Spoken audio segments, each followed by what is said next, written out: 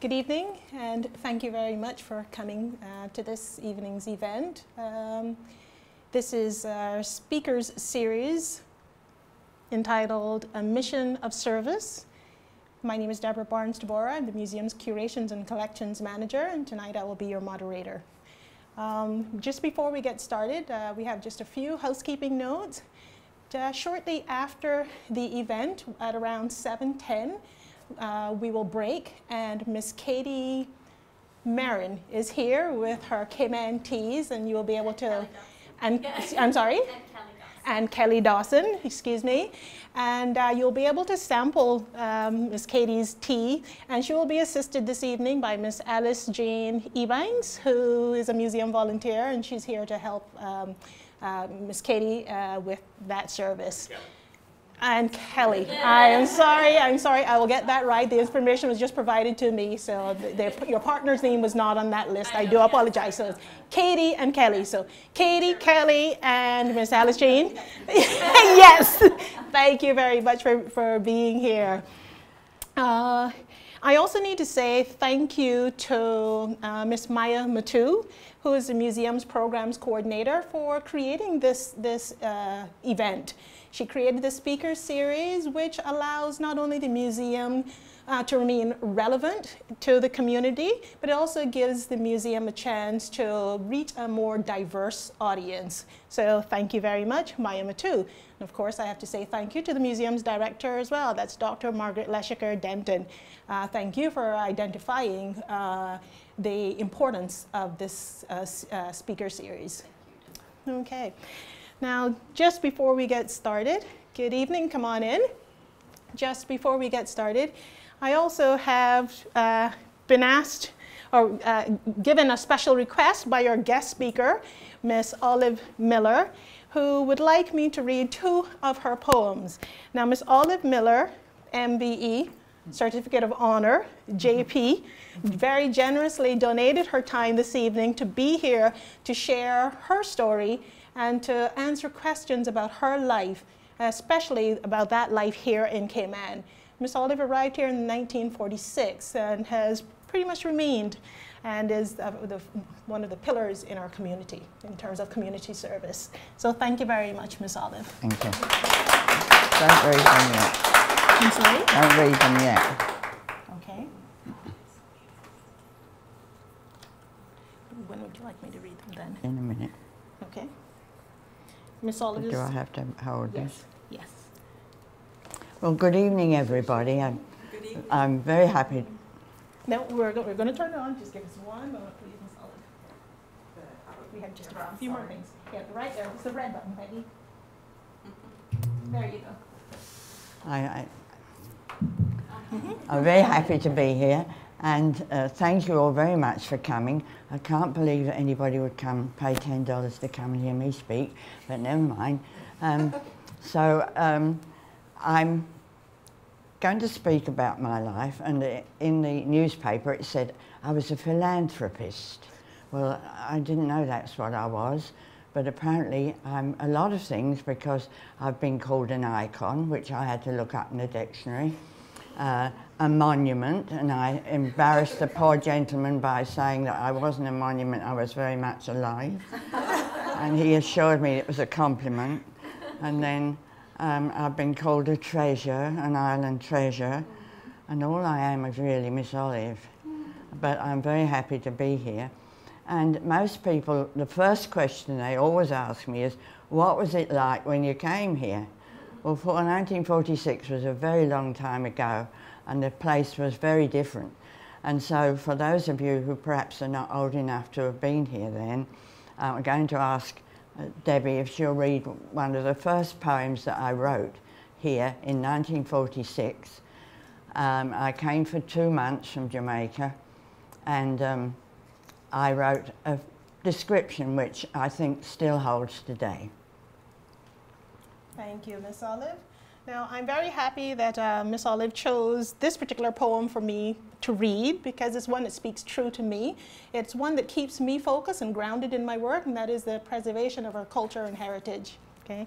So it's Grand Cayman, an island that is flat and swampy, where roads are sand, the surface bumpy, houses clean and freshly painted, cars that are quite antiquated. Sun and breezes, sea that's blue, white sands, stars, and moonlight too. Picnics, swims in plenteous measure, dances, concerts for your pleasure.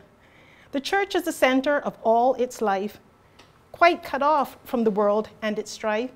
Boats and planes that come and go, bringing letters from all you know. Folk so friendly and so kind, quite seclusion for peace of mind. Find another spot, if you can, more delightful than Grand Cayman.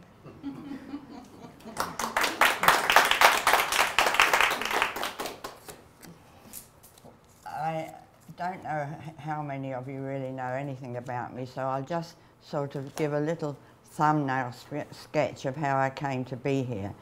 And let me say from the outset that I believe that I was transplanted by divine intent. Those of you who are born here to me by divine intent. And I believe that God called me to come here, and that throughout my life He has guided me. I've had triumphs, tragedies and traumas, the same as everybody else, but on the whole I've had a very interesting and happy life among very beautiful people in a very beautiful place, and it's still the best place in the world to be.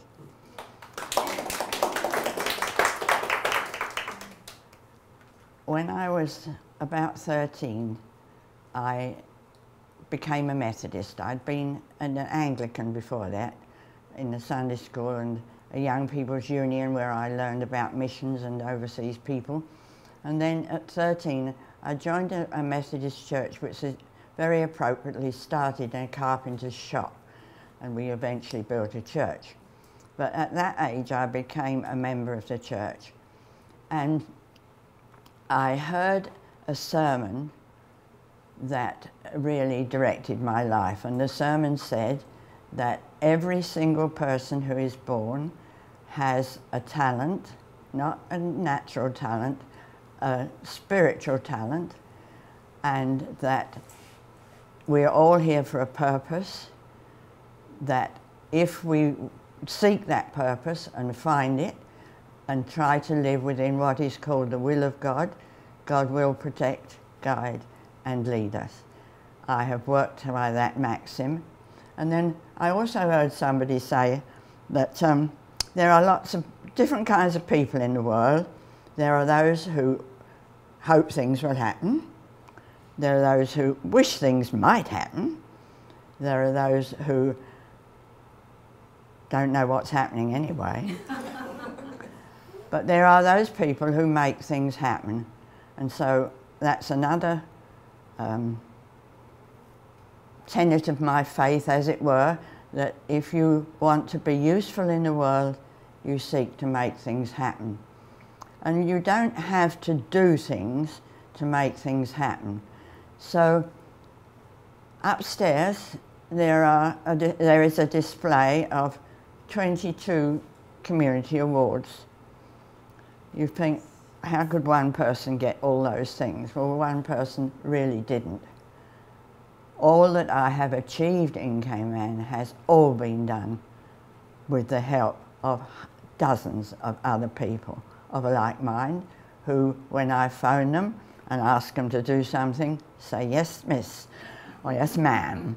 And when I ask them for money, they give me money. And when I ask them for things, they say, can't refuse you.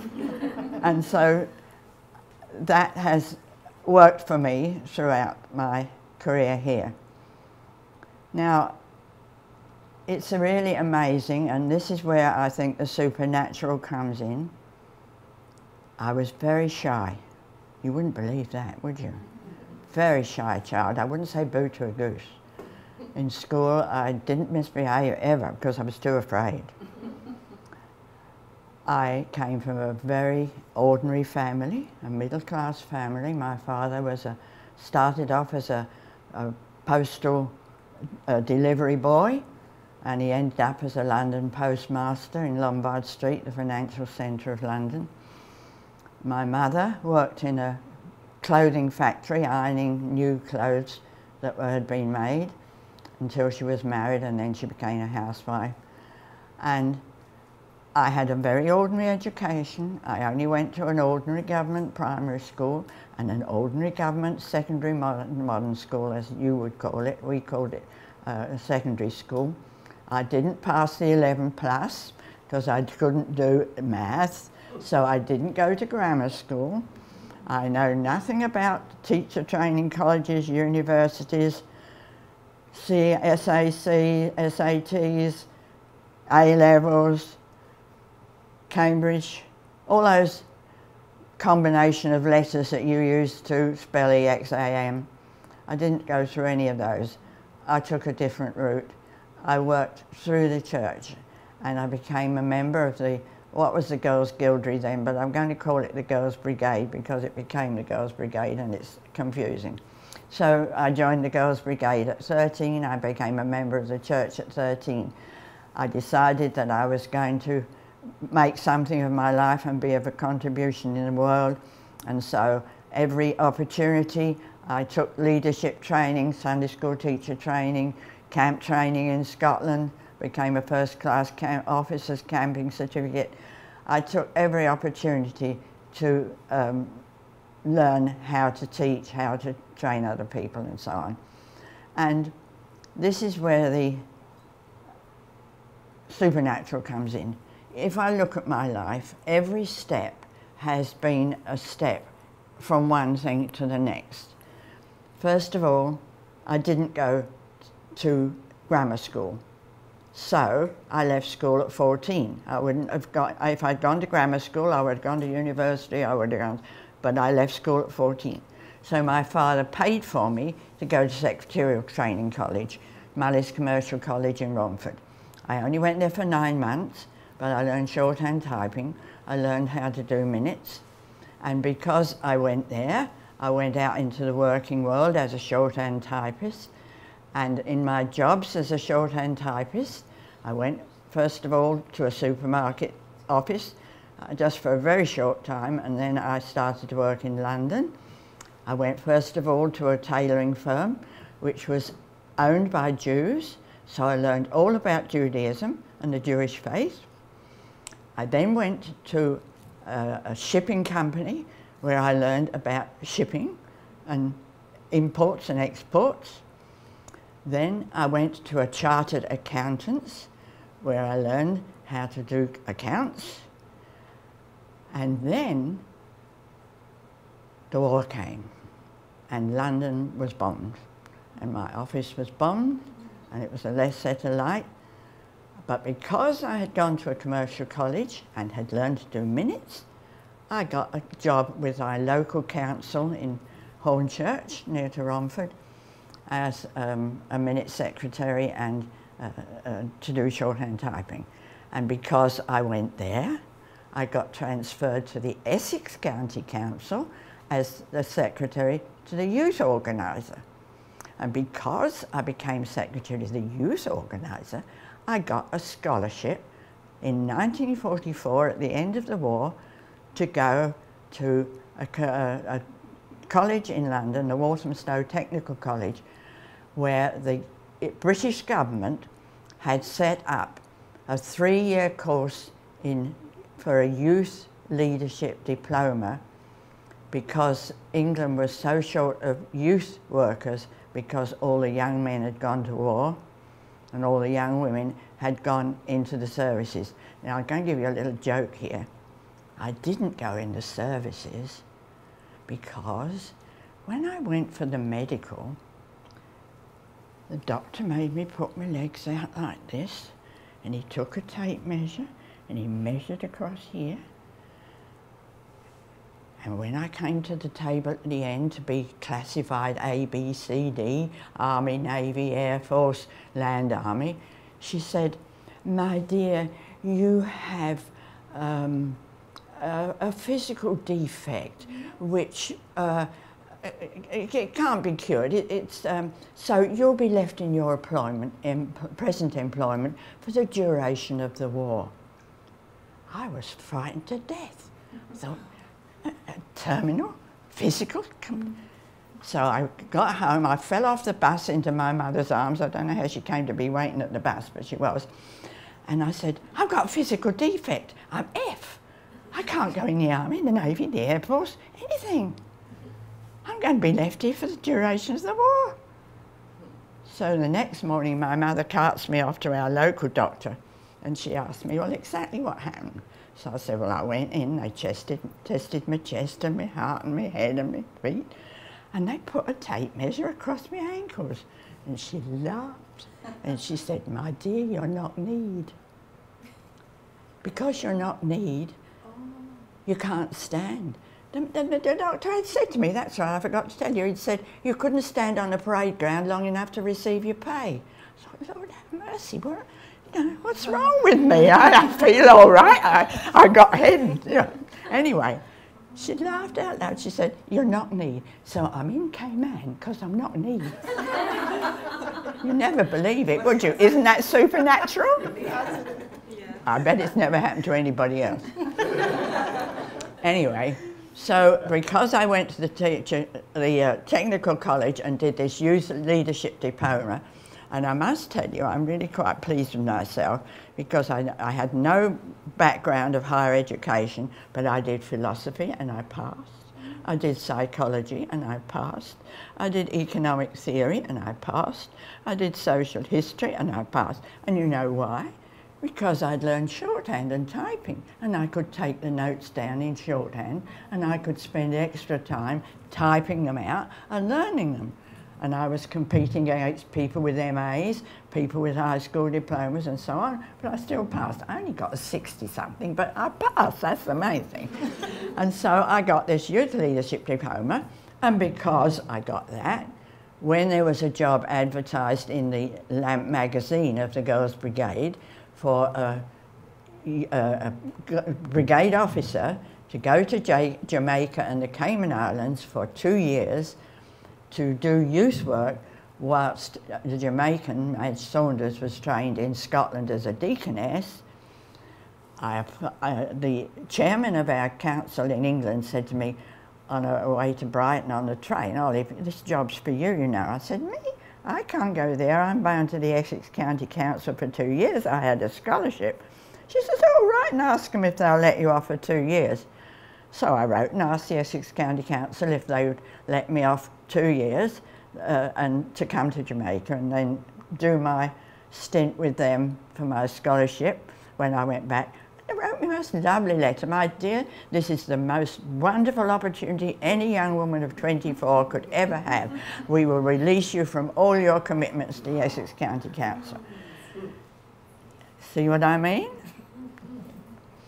So, I was appointed in December. I went to Scotland to interviews and I was appointed in December. So I was an English Methodist sent by the Church of Scotland to the Presbyterian Church of Jamaica and the Cayman Islands. So I'm nothing if not ecumenical. So I was appointed in December, but because it was just the end of the war, none of the shipping had come back to normal. But in April I got a place on the Jamaica Producer, a banana boat. And after 11 days, I landed in Kingston. And I don't know whether you've ever arrived in Kingston Harbour in the early morning on a bright sunny day and looked out on Kingston Harbour and seen the blue mountains and Kingston in front of you. It is the most beautiful sight. And the Lord gave me the opportunity to see that again this last year when I went on a mission trip. And instead of seeing it from the deck of a boat, I saw it from the window of an aeroplane. It is the most beautiful sight. Anyway, here I am, little me, landing in Jamaica. I was supposed to be there for 2 years. The first thing Tony told me I had to do was preach. I said, preach? I can't preach. Well, just tell them what you come here for. Tell them about yourself. So I preached.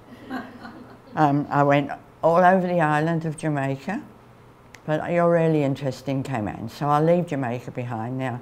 And on my 25th birthday, on the 9th of November, 1946, I landed on the Black Bear. after 3 days at sea from Kingston on the boat which became the Caymania after it came here to change names. So it was the Black Bear when I got on it, it was the Caymania when I went back on it. And I was sent to Cayman with this specific task of starting the Girls Brigade here. And so that was the very first task that I took on. I had first to make sure that the Girl Guides, which had been in existence for a short while, was not going to be restarted, and they assured me of that. And so in the 2 months that I was here, I started a company in all of the 5 districts of Grand Cayman. I held an officers training weekend, and I went out to the various churches and started the Girls Brigade. I also worked in the Sunday school and with the Women's Fellowship. And then I went back to Jamaica after the 2 months, and I was the resource person by mail for a few months, and then at the end of the year I came back here again for another 2 months. And the officers all laugh and say that when I had training weekends, it was all right when they started, but when they finished their knees couldn't bend, because we did skipping and folk dancing and all sorts of things that they hadn't done in Cayman before. You know, it's very easy to be a pioneer when there isn't anything there.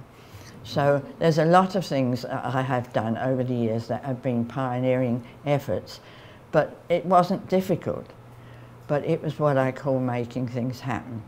So I made the Girls Brigade happen. And then when I was due to go home after 2 years, and Madge Saunders had come back, all trained as a deaconess, they asked me to stay for another 8 months. Didn't want to let me go. Is that surprising?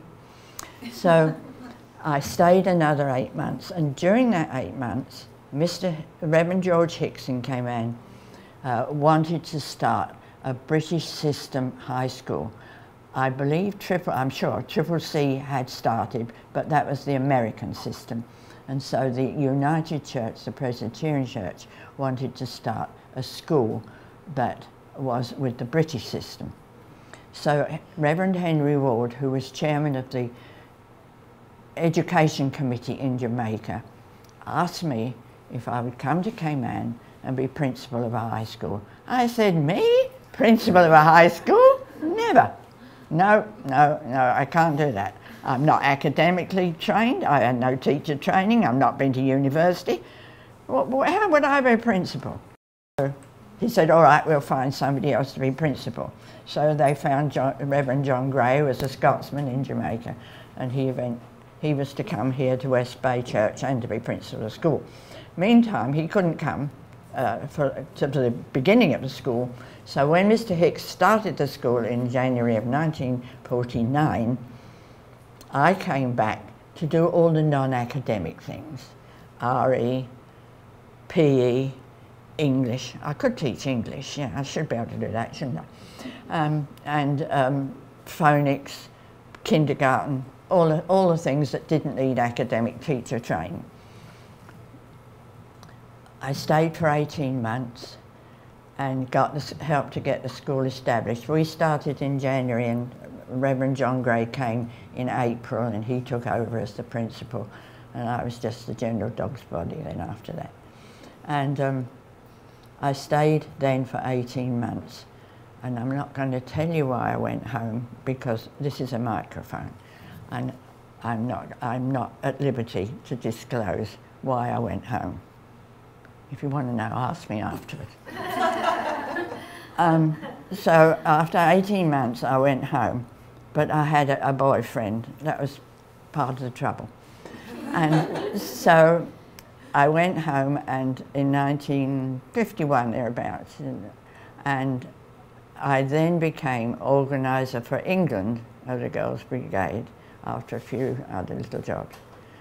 And in 1953, Ray Miller from Northside came to England, and after a few months there, we married. And we lived there for 7 years, so I was away from Cayman for 7 years, but I kept in touch. And in 1958, he went to sea from England, and he fell on the ship from the engine room down to the floor, and he broke his arm very badly, and after a year in plaster it wouldn't heal, so they paid him off, the insurance company paid him off, and we decided to come back to Cayman since he'd been told he could only ever lose his left hand, his right hand would be no more use.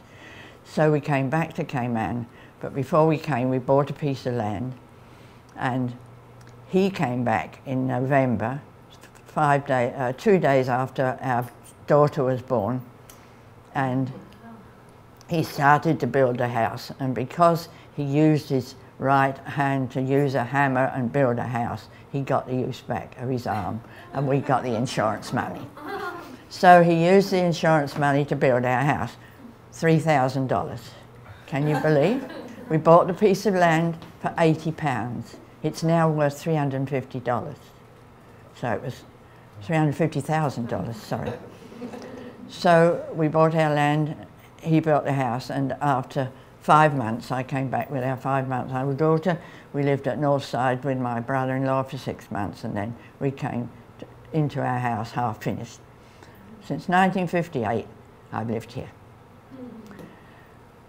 Now, when I came back, the first thing I took back was organiser of the Girls Brigade, and in 1965 I was in Mr. Will's barber shop with my 7-year-old son, and I was describing to him the procedures that had taken place that day in the Legislative Assembly. Now please don't ask me what I was doing in the Legislative Assembly that day, because I have no more idea than man in the moon. But I was there, and I listened, and I repeated what I heard in Barber's shop. And in the shop was Billy Bodden, who was just starting up the Trade Winds newspaper. And Billy said, "Have you ever done any reporting?" "No." "Have you done any journalism?" "No." "Well, you seem to know what goes on in the Assembly and to be able to relate it. Would you come and be a reporter for the Trade Winds?" So, having had no journalism training, having had never written a report in my life for a newspaper, here I am, I'm chief reporter for the Trade Winds newspaper. I worked with the Trade Winds and Mr. Billy Bodden and Mr. Arthur Bodden and Mr. Jim MacDonald, who owned the business, for a few years, and then there was a big bust up. Mr. Arthur and Mr. Billy fell out with Mr. Jim. And so Mr. Arthur, Joy's father, and Mr. Billy decided to start their own Caymanian weekly. And they set up a new print shop, and I went with them as associate editor. And so from 65 to 71, I worked for newspapers. In 1971, the government decided, Mr. Long was the administrator then, decided that the government needed a PR person, and so he set they had their first advertisement for a government information officer. And I thought, that sounds good, so I applied. And because they all knew how I'd reported in the newspaper and so on, I got the job.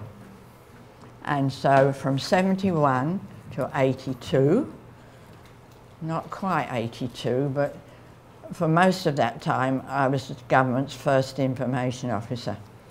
And I wanted to, I like to be humorous, and I must tell you the biggest joke is that I sat down for hours and wondered what on earth I could tell you that was humorous, and in 91 years I couldn't find anything. So, but this is one little humorous thing that I think was funny in retrospect. We'd had Mr. Tom Russell as the, he wasn't governor, yes, it was governor then, for 11 years, and he was very good at writing all his speeches. And then one day along came a new governor. I won't, oh yeah, I will mention his name, it's Mr. Cook. And Mr. Cook arrives, and he says to Mr. Desmond Watler, who's the Chief Secretary, I hope you have my introduction speech for the Assembly this afternoon. And Mr. Desmond thinks, speech? I've never written a speech for anybody yet. So he calls in the information officer who does shorthand and typing, and he says, we have to write a speech.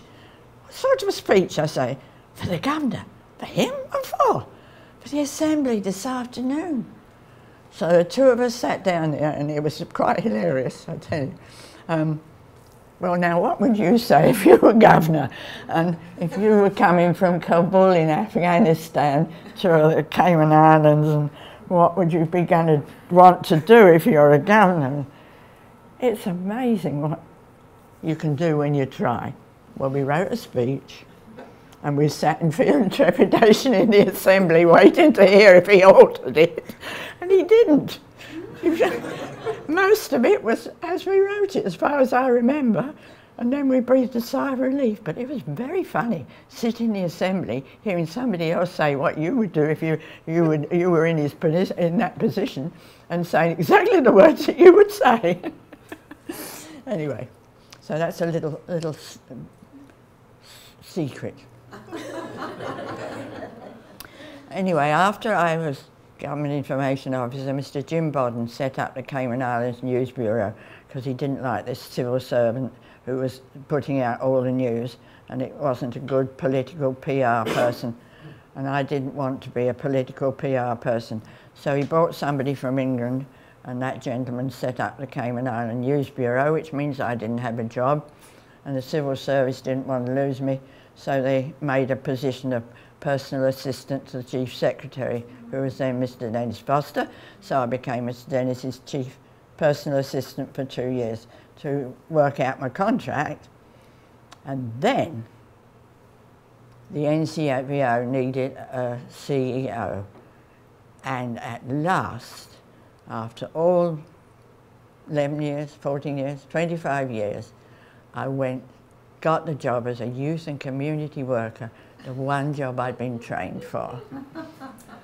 And so I went to work with the NCVO, and that's the reason for all those gongs and bits of Caymanite and pictures and certificates in the room upstairs, because that was, for the next 14 years, I was privileged to be a youth and community worker.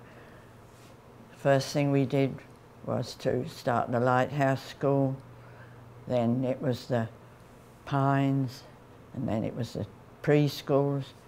And the NCVO was really an organisation before its time, because we recommended the National Trust to the government, but it couldn't be set up then because they had no money.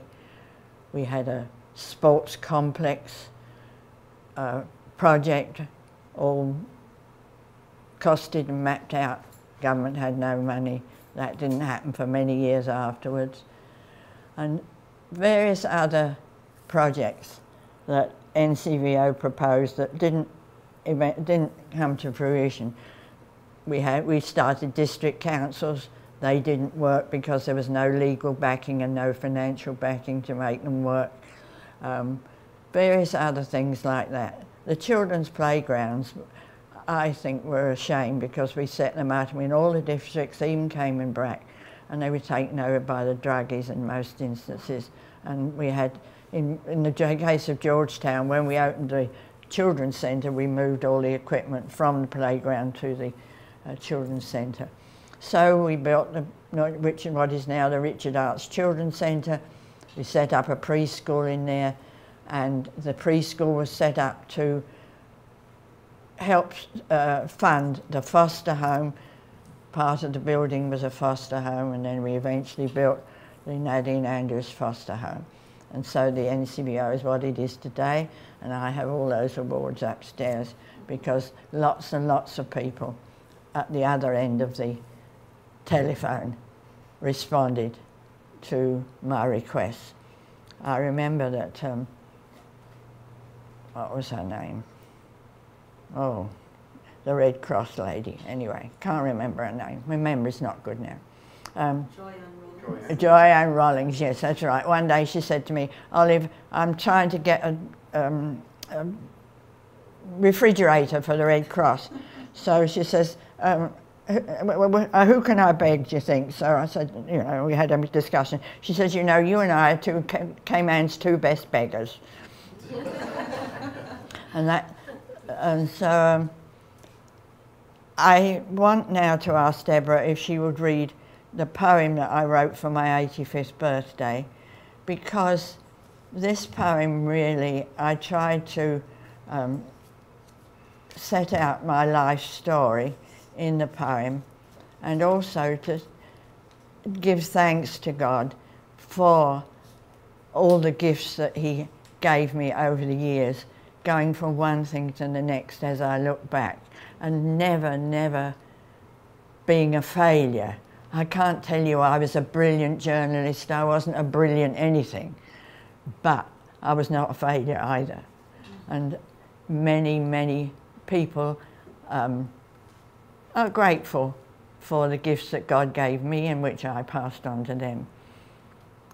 I'll just mention too, Kathy Jackson recently in public thanked me for sending her, when we went to New Zealand with the Girls Brigade to an international conference, for appointing her to be leader of the girls contingent. The girls went to camp and the officers went to conference, and I appointed her as leader. I told her how to lead, what to do, how to resolve disputes, what to do, and she said she'd been a leader in some form or another ever since.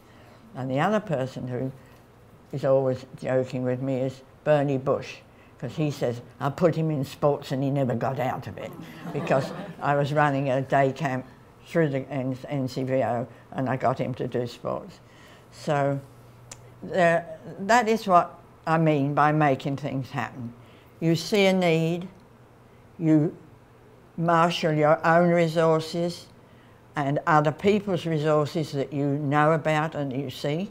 Oh, just last week I got a trailer for the Pines to put some stuff in while they renovate their kitchen by phoning Bing and Karen and Joellen at Thompson Shipping, yeah. I was begging again. I got them a trailer for 2 months for nothing. Excellent. I only picked up the telephone and I'm 91, but it made something happen. Right. And everybody, my message to you and to everybody is, you can all make things happen. You won't make the same things happen that I did. You won't do it in the same way. You haven't the same gifts. This lady makes things happen upstairs. That is a wonderful display. The reason I donated all my awards to the museum was because I had enjoyed them for a long time. Some of them were very, very beautiful. The Caymanite and the crystal is very beautiful. The people who awarded them to me, when I was given them, same as everybody else who gets awards, you receive them, you thank them, and you take them home and you put them on a shelf. Nobody sees them except the few people that come into your house. And so I felt that if the museum had them for a long time, people would be able to enjoy them as I had, and to also know what awards there are. Did you know that the Lions had a Louis Chung Award? Maybe not, for community service, but it's upstairs, you can go and see it. And also, because I didn't want the crystal in my house in case there was a hurricane. I thought, I've got this valuable crystal in my house, and how am I going to protect it from a hurricane? I know who can protect it, the museum. So there again, I made something happen. So Debbie, now I'm stop talking. Will you just read my poem? I will absolutely do that, Miss Olive. Thank you very much. No, thanks, I'm fine. No, I'm fine. I did offer. She's tough as nails. I don't want to go to the bathroom. And I have to thank you also for making my job so easy, because I've just been sitting here totally enjoying everything that you said, and I'm supposed to be moderating. But you've made it so easy that I think after I read this poem, if it's okay with you, Miss Olive, we'll just go ahead and ask if there are any questions. Yeah, fine. And we'll have our questions and answers. And I have 9 scrapbooks that I bought with me, that if any of you would like to look at them, just flip through them quickly. I know you won't be able to read what's in them, but they go back a long way, and you'll find lots of people in there that you know, and interesting. So while we perhaps would look at the scrapbooks afterwards. Absolutely, we can do that, as well as we can do that when we're enjoying some tea. Perhaps we can have some tea inside, or if you want to take them outside, we can do that wherever you prefer. Okay. My life story for my 85th birthday party. First child of a union of Alfred with Hilda, a right with a tuck. They were partners beloved. Dear Len and Alan, 2 brothers you gave me. A family of 5, we were blessed from above. Great is my thankfulness, great is my thankfulness, that through my childhood you stayed close to me. For school days and holidays, family fun days, great is my thankfulness, Lord, unto thee. Born there in Raleigh, a village in England, raised up in Romford, so far from the sea. How could I know through the happiest childhood what a great life you had planned out for me? Great is my thankfulness, great is my thankfulness, that you made your shy child a leader to be, trained her, forgave her, strengthened and blessed her. Great is my thankfulness, Lord, unto thee. All through the war years, when bombs fell all around me, and many times I lived in great fear, Jesus, my Savior, still walked close beside me, protected me, preserved me, and all I held dear. Great is my thankfulness, great is my thankfulness. For at the war's end, your call came to me. Go help the children and take them my blessing. Great is my thankfulness, Lord, unto thee. As a teenager, I learned about mission of children in lands far across the blue sea. At 24, I was called to Jamaica and to Cayman, a youth worker to be. Great is my thankfulness, great is my thankfulness. That in my journeys you stayed close to me, with Girls Brigade or the world I made friendships. Great is my thankfulness, Lord, unto thee. For 3 years I traveled the roads of Jamaica, working in churches, Brownstown to Lucy, helped start Knox College away there in Spaldings. Must have some pioneer spirit in me. Great is my thankfulness, great is my thankfulness. Back in Cayman, I was destined to be. Helped found the high school and introduced preschools. Great is my thankfulness, Lord, unto thee. All through my working years, and they were many, I tried my best to be loyal and true. London or Kingston or Georgetown or elsewhere, I always felt I was working for you. Great is my thankfulness, great is my thankfulness. Through each experience, you stayed close to me. Through my church, family, as I sought to serve you, great is my thankfulness, Lord, unto thee. And for my family, Ray, Catherine, and Nigel, Trudy, Trent, Taj, and dear Gianni, Nico and Cody, and all my relations, they made life precious and happy for me. Great is my thankfulness, great is my thankfulness. Through a tough marriage, you stayed close to me. For NCVO, the Pines, and the Pink Ladies, great is my thankfulness, Lord, unto thee. So I have come to the big 8-5, and despite eye problems, I can still drive. Use a computer and finish my crosswords, listen to music and watch the TV. Great is my thankfulness, great is my thankfulness. That in my golden years I can still see. All I have needed, thy hand hath provided. Great is my thankfulness, Lord, unto thee. Now that I'm well, past my allotted time span, that in the scriptures is given to man, for all the days and that you still will give to me, may I, O Father, still stay close to thee. Great is my thankfulness, great is my thankfulness. that all these dear ones now rejoice with me. Thank you for all of their love and devotion. Oh, may they too, Lord, all stay close to thee. Would you like to say something? In my second book, that's my first book, I closed with an Easter poem, which I would like to close this little session with. It's called Emmaus, and it's what happened just after the Easter. As we're 2 days after Easter, I thought it would be appropriate. A day in spring, and 2 men walking the Emmaus road, saddened by their master's death, bowed down beneath their load. When suddenly a stranger overtakes them as they walk. They gladly fall in step with him, and eagerly they talk of what is in their hearts, moved by a warm, soul-stirring glow. And as they reach Emmaus, they are loath to let him go. And so they bid him stay a while and their simple board. And when he breaks the bread, they know it is the Lord. Oh, may he overtake us as the path of life we tread. Along our path of sorrow may his brilliant light be shed. Oh, may he come to warm our hearts and bear our heavy load, and ease our heavy load, and walk with us as long ago he walked the Emmaus road. Thank you.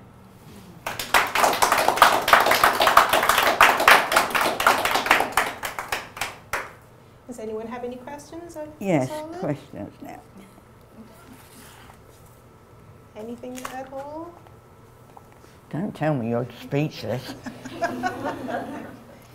Well, you shared so many stories with us. It's obviously a wonderful, rich and life that you've lived, and we wish you many, many more years.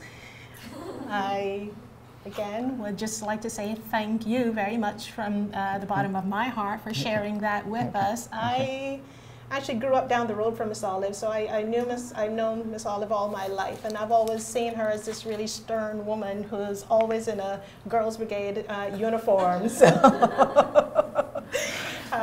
we do share a lot of memories. Thank you very much, and thank you for inviting me, and I hope I haven't bored anybody. No questions? I'll just make a comment. Sure. Just, Miss Olive, this evening, I've really enjoyed your starting at the beginning and taking us on this thread.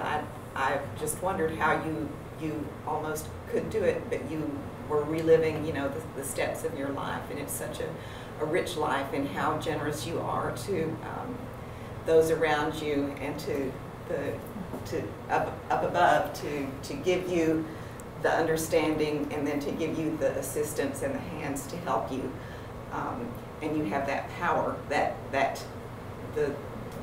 strength that helps you move along and walk down the road and do the right thing as you go. So I'm just thinking, I have a really close friend from Mexico, and one of her favorite lines was by a Spanish poet. And the line goes something like this: "Walker, there is no road. You make the road as you walk." And it's beautiful, and it's like your life. It's just, and I feel so fortunate to get to know you. Thank you very at this much. stage in your life, and to have experienced the exhibit upstairs and your special exhibit the other day. I'm just really enjoying getting to, just to have the fellowship with you. Thank you very much indeed. I don't know who it was told me once, there are certain kinds of people in the world. There are people who watch things happen, there are people who hope things happen, but you're much better off if you're a person that makes things happen. So I think that's what I've tried to do in my life, is to make things happen. Not just for myself, but for other people too. No. And I bet you've run into a few obstacles along the way. And Yes, but you've triumphs and tragedies, yes. I've had many tragedies in my life. we won't talk about them now. It's a party. What's that? It's a party. It's a party, that's right, yeah. Thank you very much, Peggy. Peggy. Senior moment. Miss Olive, thank you very much for everything you've done all through the years. I remember going to Girls Guildry Yeah. when I was very small, and through the years you have just been really an icon here in Cayman, and we thank you. I've been called lots of things. That's an icon. I've been called. I just copied what you were Yeah. saying. I can't think for a minute of all the other things I've been called. Sorry. Not all complimentary. Oh. I think we've all had some of those. Well, I especially liked when you said that when you finally came the job with the NCVO, Yeah. that you finally got a job for which you had training. Yeah, right. What you did is you made it because you had the basic training and you learned through your life, and then when that moment came, you were able to do so much more than. Yeah.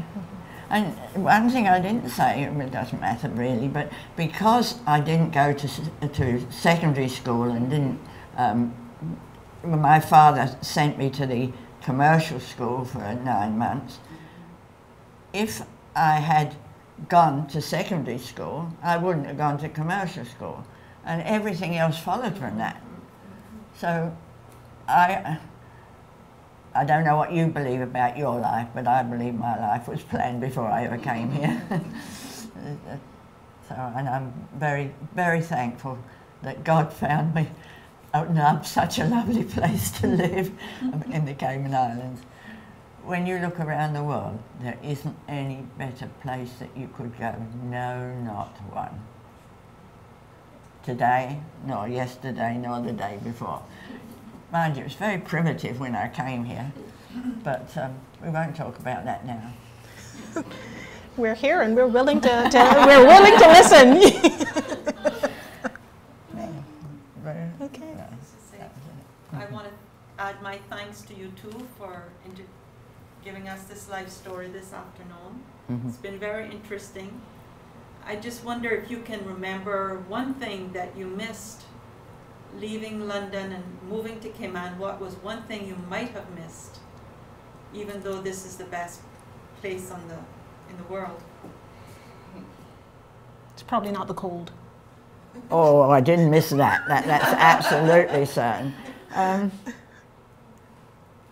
Maybe it was the facilities, the ability to use facilities.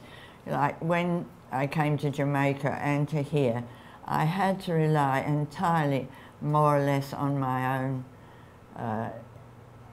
knowledge and experience.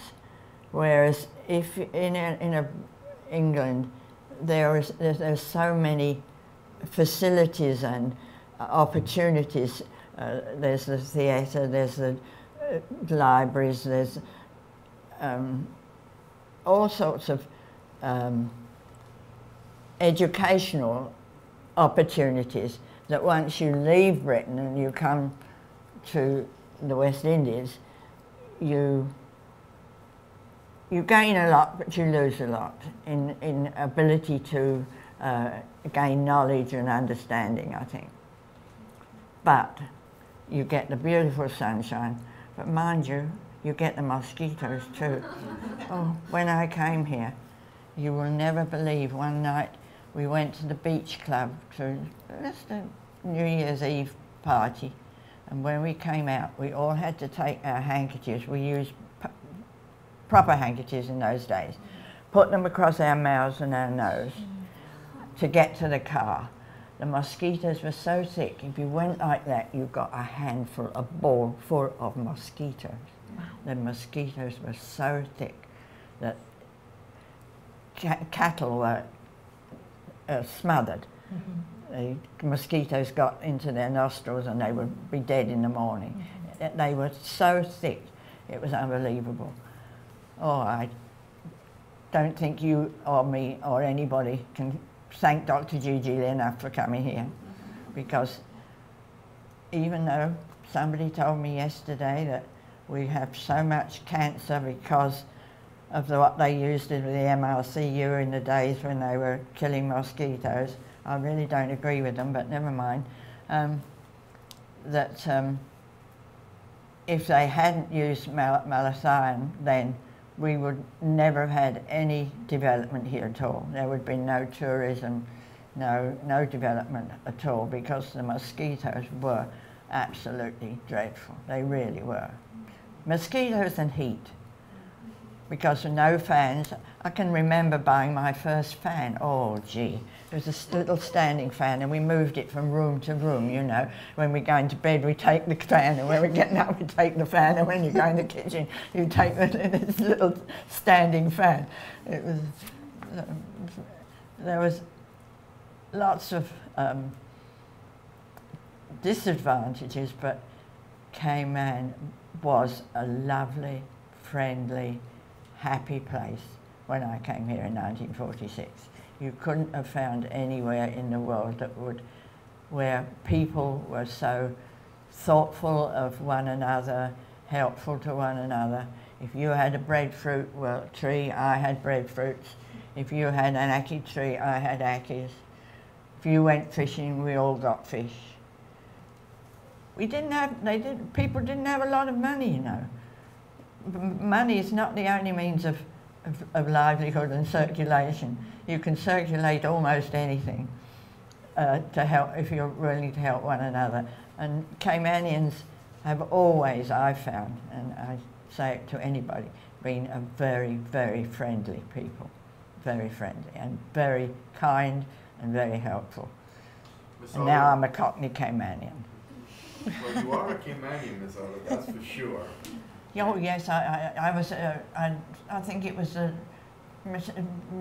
McKeever Bush who at a prayer breakfast announced that I was. So. He didn't make you a Caymanian.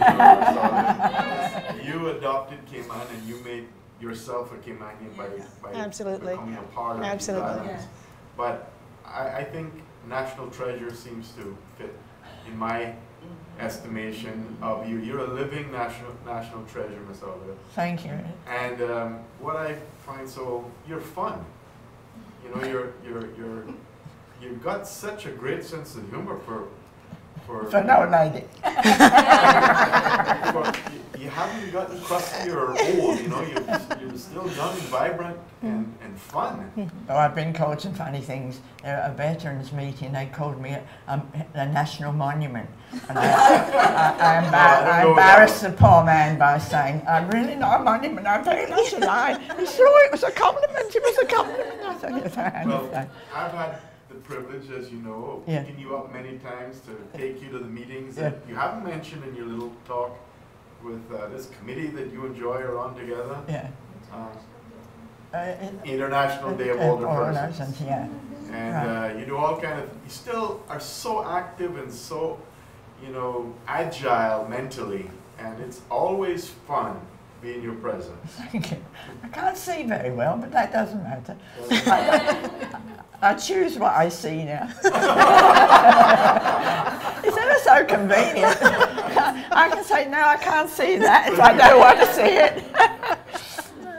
I do miss having my full sight, but that is my only disadvantage, and I can see all I want to see. You've seen a lot But you already, you miss most that you can't drive yourself. Oh, that is the greatest frustration, yeah. I really miss not being able to drive. But there again, you see, I've got all these chauffeurs that, you know, I don't have to worry. I just phone up my chauffeur. Okay. And if one doesn't come, the next one will. I couldn't count how many chauffeurs I have. So I'm all right. And I can tell you it's a privilege every time Joy says you got to pick up Miss Olive today. never a chore. Thank you very much, Oren. Thank you. Yeah. Well, Cayman's been very good to me, so I have tried my best to be good to Cayman. It's a two-way street. Sure. Okay. Yeah. Okay. Thank you. Well, I'd love you to have a look at the scrapbooks. So, what should we do? Go upstairs and look at them upstairs, or do you want to look at them down here? What do you want? There's 9 of them, so you can have one each. Well, we can actually sit outside and enjoy some tea and look at your scrapbook, if that's good with everyone. I've got to be unplugged, though, before I move. Are you? Yes, gentleman here tells me I must be very careful. I spoke in England. No, it wasn't England. Where was it? Ireland, I think. Anyway, I was wired, and I got up and I walked and I broke the blessed thing. So I'm wired now, so please unwire me, sir. Yes, thank you very much, Martin from GIS, for being here, and thank you all very much for coming. It's been a wonderful evening. Thank you so much, Miss Olive, once again, for sharing all of your memories and the story of your life with us. Please, we'll now go outside and join Katie and Kelly for some tea and have some snacks. Thank you all once again.